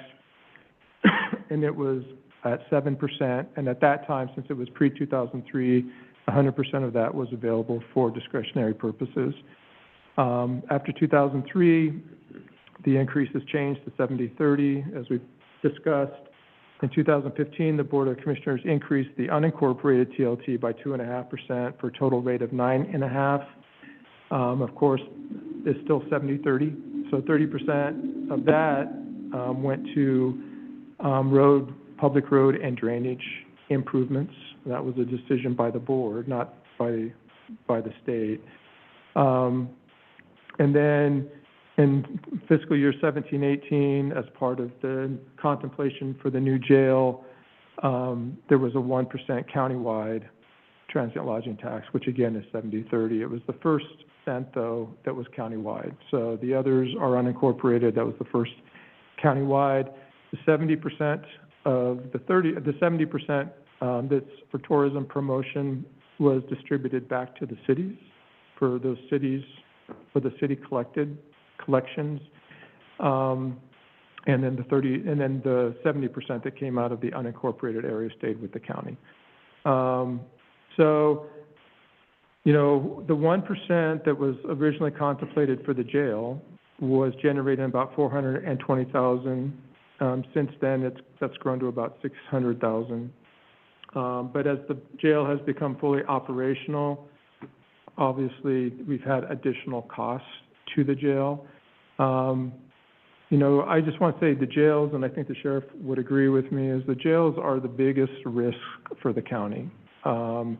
We have a constitutional and a moral responsibility to take care of folks that are in our custody, and that means making sure that they have health care, making sure that they're safe, and the sheriff certainly lives up to those responsibilities, and his staff who do a great job. But the reality is operating jails has become more complex, not less. And we did expand the jail considerably, and there is a large non-resident population at various times in the jail. But the costs have exceeded what we anticipated at the time, and that 1 cent does not cover the third that we could reasonably attribute to non-residents. I want to give the sheriff a chance to talk about the jail, if you'd like, Sheriff. Absolutely. County manager is right. The jails are the highest area of liability and risk for the county, and they're really staff and labor intensive. And over time, we've definitely seen the condition of the people that end up in jail decline. People have more serious and persistent mental health issues and substance abuse issues. And as Dawn pointed out, the moral consideration is really important to us here. When we think about jails, they're supposed to be a place of change. We're supposed to be changing people's behaviors, and I think that custody alone hasn't always provided the changes that we're looking for. And so here we're pretty forward thinking. We have treatment in the facilities that we're ahead of the rest of the state on, like their medication assisted treatment program, and certainly that's not free. But I think we're doing a good job. This year, for our jail inspection and accreditation is the first time that we've ever achieved 100%. And that also puts us in a small group of sheriff's offices in the state, and I think that's something that we should be proud of. You know, the jail is probably 40+% of the sheriff's office staff, and that's not with a good relief factor. In fact, there is none. Monday, I was running some numbers looking at our leave usage compared to overtime, and the numbers pretty much match every month. So when someone's sick or is on vacation, that's getting covered with overtime. So we don't have extra staff available to run the jail.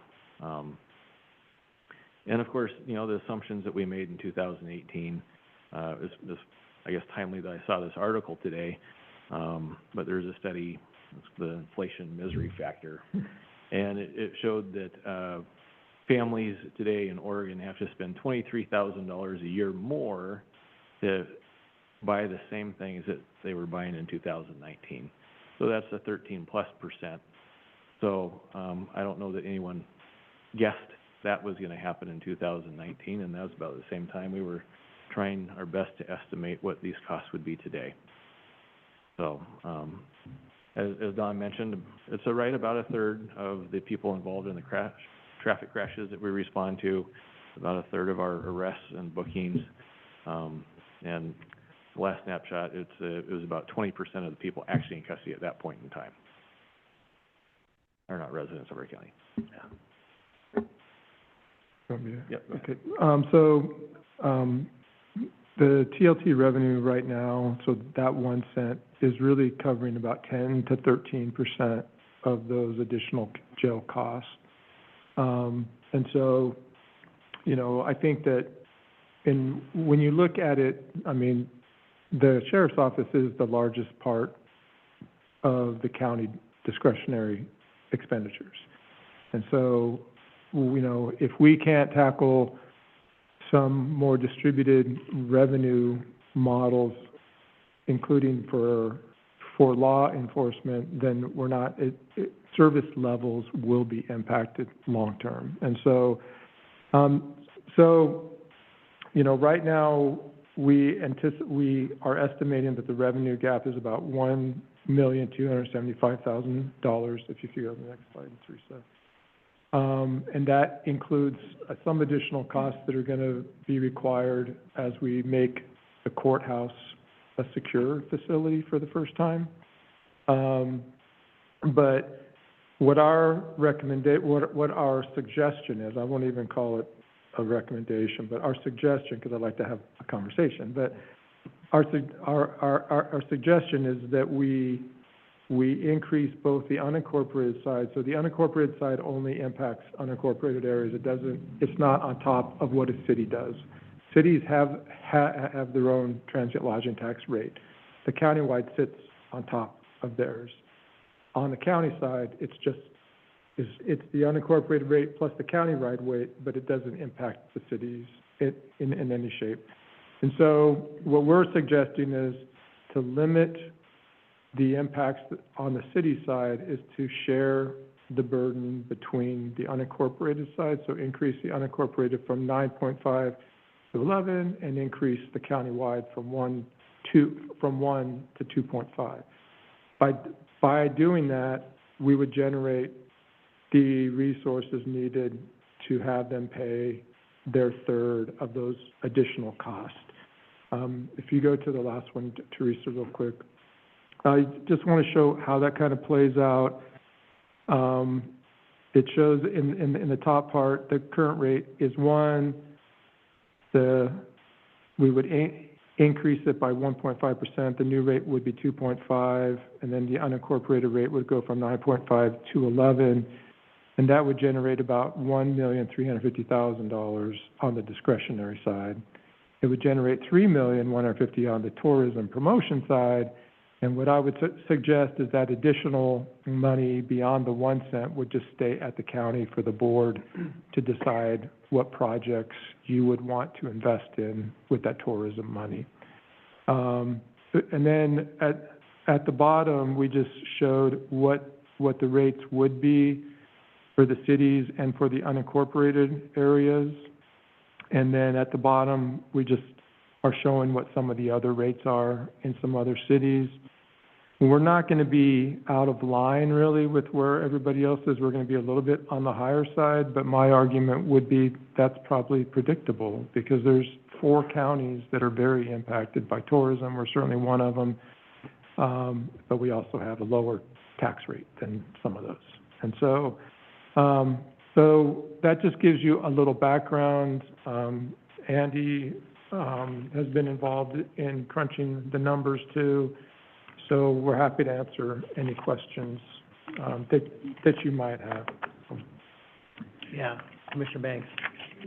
is there a potential methodology to do an incremental increase while we wait to see what happens during the legislative session? Or Well- is this like an all or nothing, or is this a if then or? Well, I mean, it's the board's discretion to increase the rates.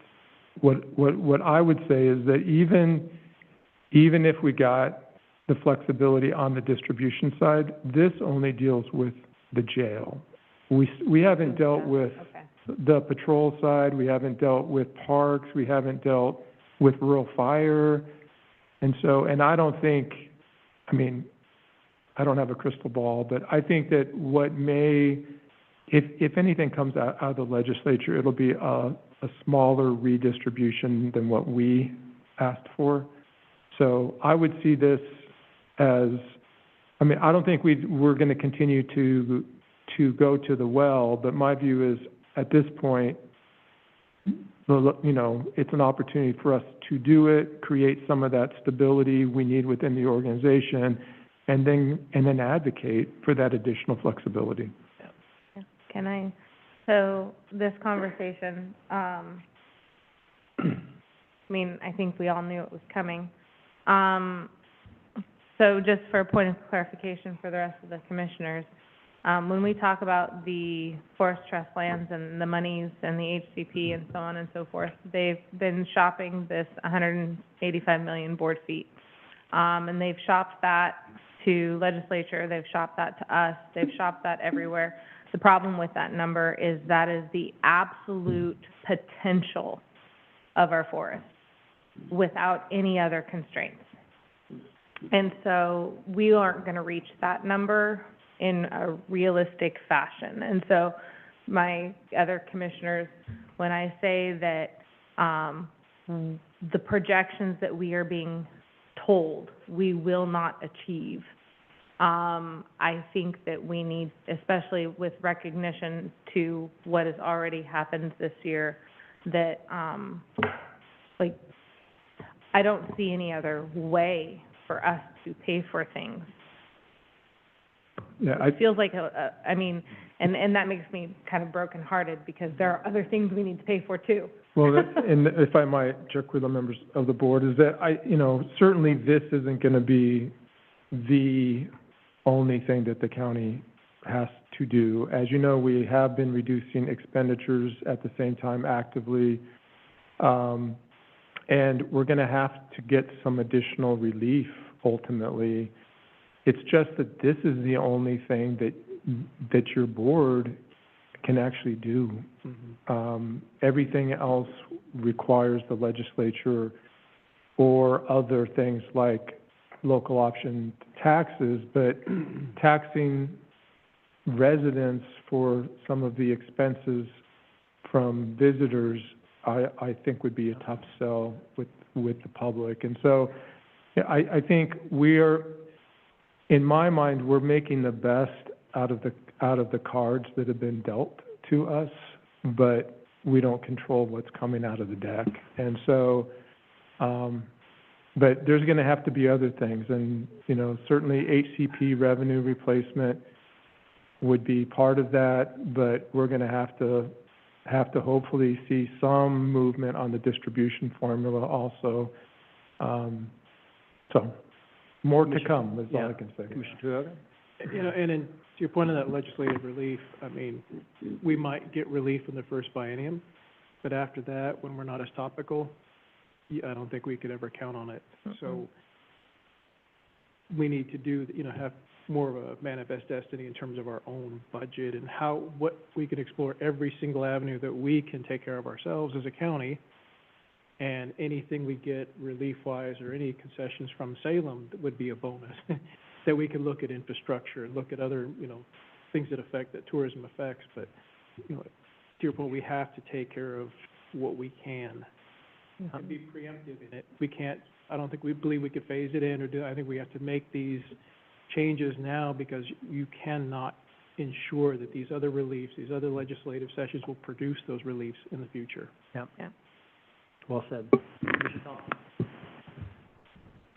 This is a rotten conversation. I just want to say that, you know. what we're looking at is a situation where we're facing decreased revenue from timber. We're facing a FEMA buy-up that's going to reduce our capacity to create housing and develop our economy and jobs. And the FEMA flood maps are the same. So the squeeze is on. I don't like, I mean, if you look at District 5, this is, you know, there's a lot of folks in District 5 going to be impacted by this, a lot of business owners.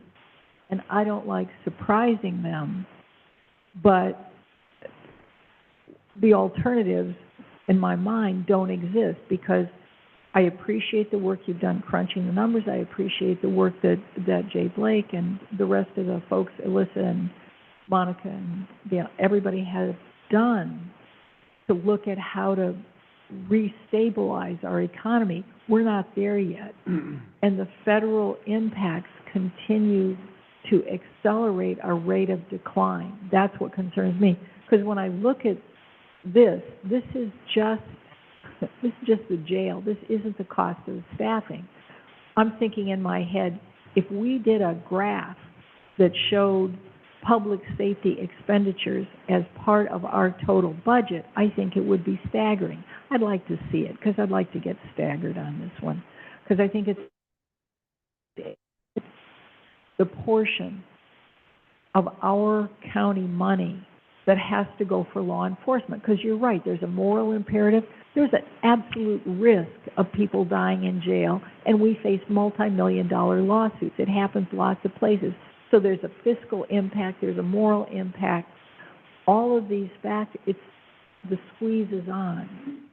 How do we respond to that? This seems to me the only way we get a little bit of breathing room, but we have to continue all of the efforts that all of us are working on to build up, to fortify our economy, our people, and diversify our place.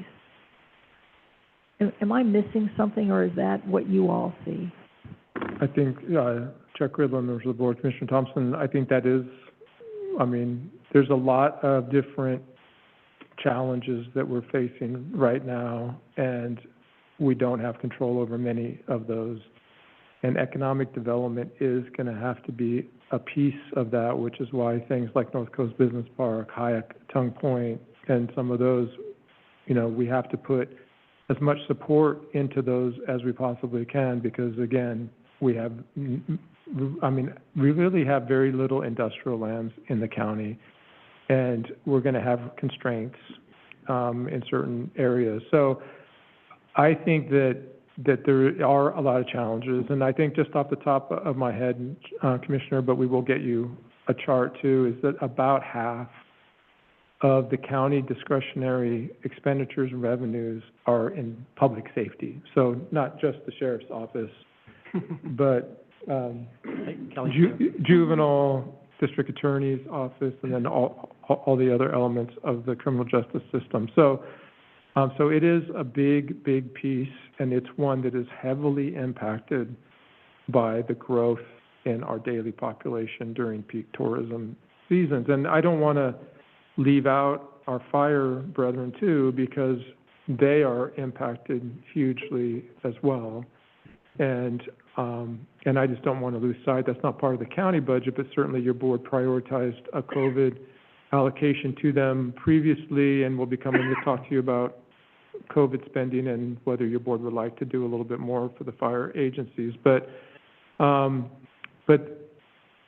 you know, I think that when I look at, you know, I've been involved, you know, as you all know, for many, many decades now, and when I look at the unique challenges here and just the convergence of all these issues that Commissioner Thompson mentioned, we have to take full advantage of those opportunities we do control. And I think that's the point that Commissioner Toyoka was making too, and I would agree with that. And I would just say, I mean, I agree with this proposal 100%, and it doesn't come, I mean, this has been several years in the making. You've done your due diligence looking at all types of alternatives and exploring all possibilities. And when you have 35% of your adults in custody are non-residents, you can't put that on residents in Clatsop County. So, yeah, I think this is this is the direction that we have to go. And it is one of the few things that we have the ability to control. Yeah, it is. Mr. Banks? Oh, yeah. I guess I'm shocked by I'm shocked, but I'm not shocked about the number of adults in custody being non-residents. Just considering how transient our population is. But I support the direction that we're going with, passing the cost of some of these situations off onto our tourism, because our tourism is what is causing 30 to 35% of what we're dealing with. And so I think I can comfortably support that. I prefer it much better this way than to ever talk about increasing taxes for our constituents for things that are happening to us that we can't control. I feel like we're already getting choked enough, and I don't want our constituents to be choked further. So anything that we can do, I want us to do that doesn't negatively impact the people that live here. And I will just make note, when you're talking about costs, exponential rises in costs, all of our families are feeling that, and so that's why I support going the tourism transient lodging tax route as our step, just because we are all feeling. I bought deodorant yesterday, $14. It has doubled since 2019, and I have 3 children, and they're stinky. So it was just that moment of sticker shock when my daughter brought it up, and I rang it up mindlessly, and I was like, you've got to be kidding me. I just spent a minimum wage hour on a stick of deodorant. And that was just, it was shocking, and it led to other conversations in the car with my children about, you know, value-added processing and how, you know, things matter. Decisions that are being made matter, and this decision matters. And I support this direction versus our own constituents. You haven't heard about the deodorant tax? I think I paid it. Commissioner Toyoka, yes. You know, and to address Commissioner Thompson's concern about, you know, some of the people in, you know, hotel and restaurant owners in Cannon Beach and in the South County, North, any of them, we're fortunate we have locals who are in the leadership of Oregon Restaurant Lodging Association. So they're keenly aware of local impacts. You know, so we have local representation in that association. So they are more in favor of, you know, adding an additional tax instead of letting someone else have discretion over.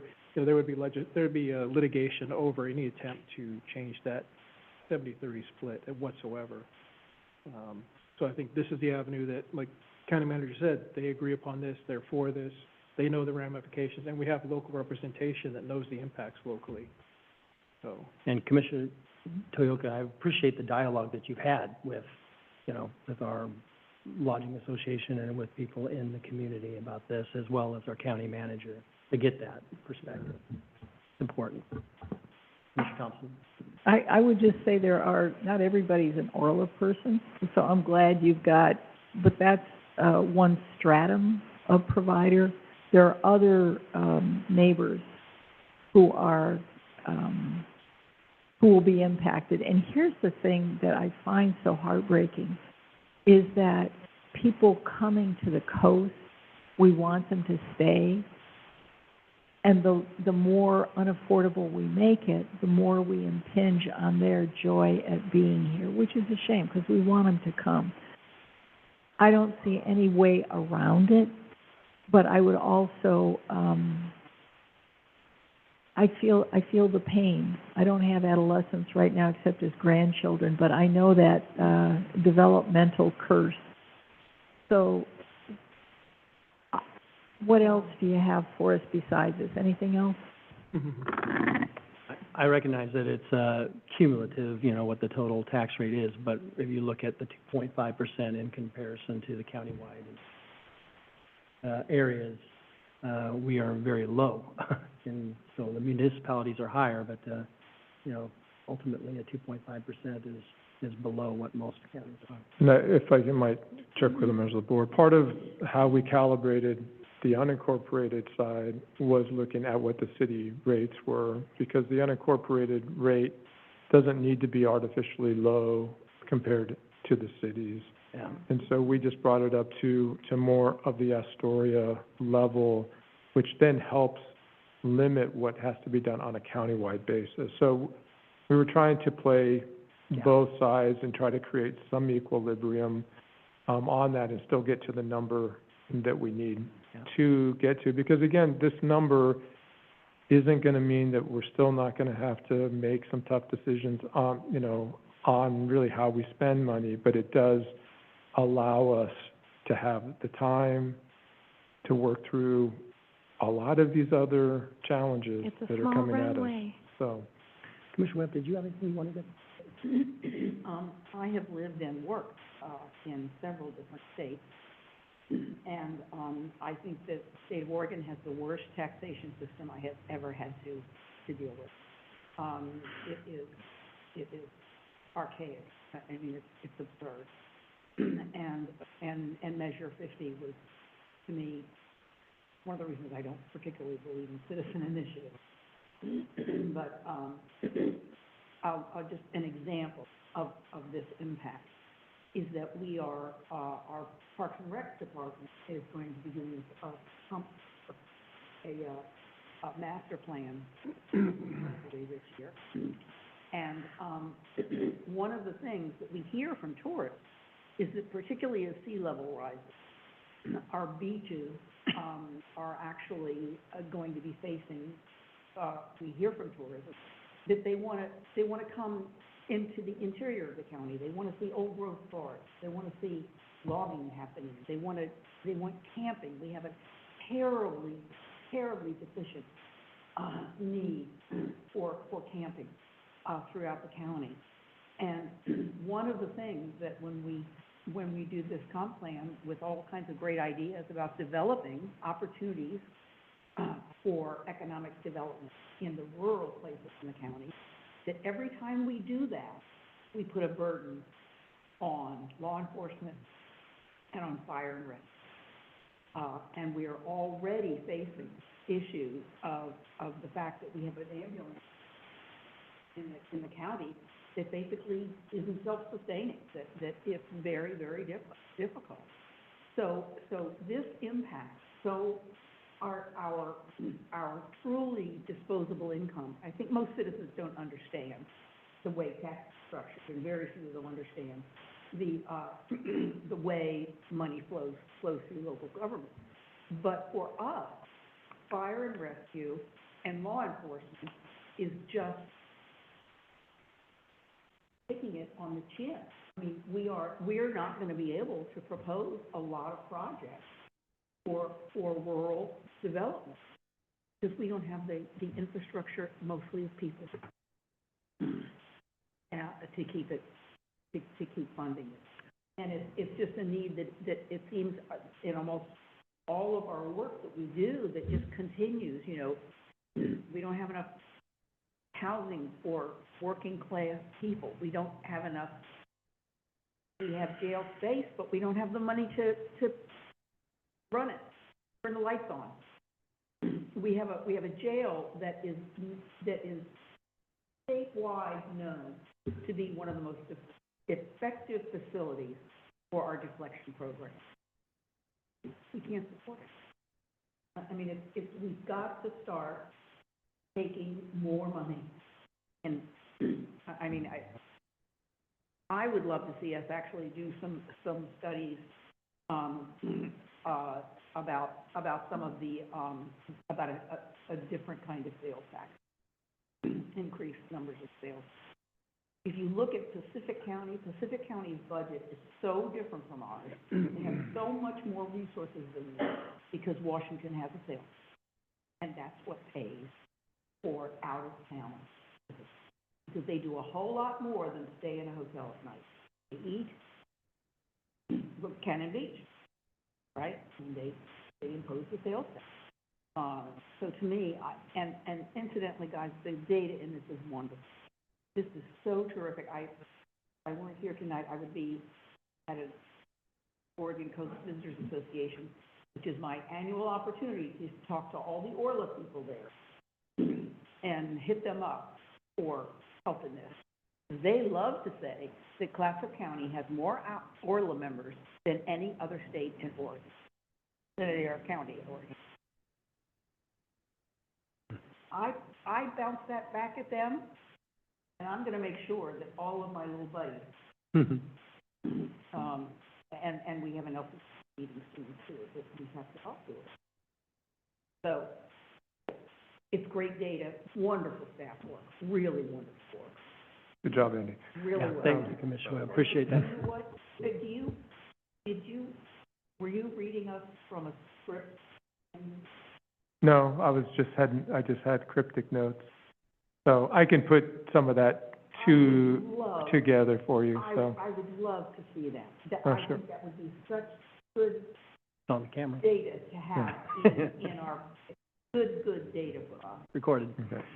What the process will be, just so your board is aware, is that there are two different ordinances that will come. One deals with the countywide, one deals with the unincorporated, very minor changes. It's not very extensive. Obviously, we're not changing a whole lot.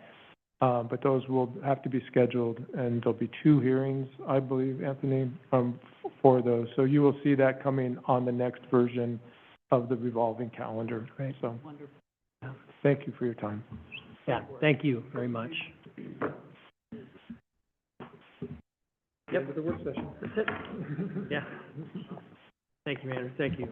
Don, Matt, thank you very much. We'll go ahead and adjourn. We are adjourned. Go to the order, Oh, did you want to go to the order? that not all commissioners support sales tax. Hey, Amanda, this is Dr. Fine. Should I go to the order?